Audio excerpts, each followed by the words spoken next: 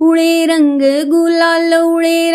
गुलाल भोले बाबा की काशी नगरिया में। उड़े रंग गुलाल भोले बाबा की काशी नगरिया में। ओही जे रंगवा में राम जी रंगैले, ओही जे रंगवा में राम जी रंगैले। राम जी रंगैले धनुषधारी जी रंगैले। सीता भैली लाले लाल, सीता भैली लाले लाल भोले बाबा की काशी नगरिया में। सीता भैली लाले लाल, सीता भैली लाले लाल भोले बाबा की काशी नगरिया में। उड़े रंग गुलाल भोले बाबा की काशी नगरिया में। ओही जे रंगवा में कृष्ण जी रंगैले, ओही जे रंगवा में कृष्ण जी रंगैले। कृष्ण जी रंगैले वंशीधारी जी रंगैले, कृष्ण जी रंगैले वंशीधारी जी रंगैले। राधा भैली लाले लाल, राधा भैली लाले लाल भोले बाबा की काशी नगरिया में।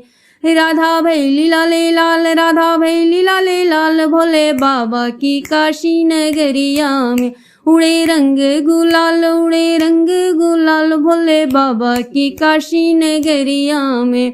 ओही जे रंगवा में विष्णु जी रंगैले, ओही जे रंगवा में विष्णु जी रंगैले। विष्णु जी रंगैले शंखधारी जी रंगैले, विष्णु जी रंगैले शंखधारी जी रंगैले। लक्ष्मी भैली लाले लाल, लक्ष्मी भैली लाले लाल भोले बाबा की काशी नगरिया में। लक्ष्मी भैली लाले लाल, लक्ष्मी भैली लाले लाल भोले बाबा की काशी नगरिया में। उड़े रंग गुलाल भोले बाबा की काशी नगरिया में। ओही जे रंगवा में ब्रह्मा जी रंगैले, ओही जे रंगवा में ब्रह्मा जी रंगैले। ब्रह्मा जी रंगैले वेदधारी जी रंगैले, ब्रह्मा जी रंगैले वेदधारी जी रंगैले। शारदा भैली लाले लाल, शारदा भैली लाले लाल भोले बाबा की काशी नगरिया में। सरस्वती भैली लाले लाल, शारदा भैली लाले लाल भोले बाबा की काशी नगरिया में। उड़े रंग गुलाल भोले बाबा की काशी नगरिया में।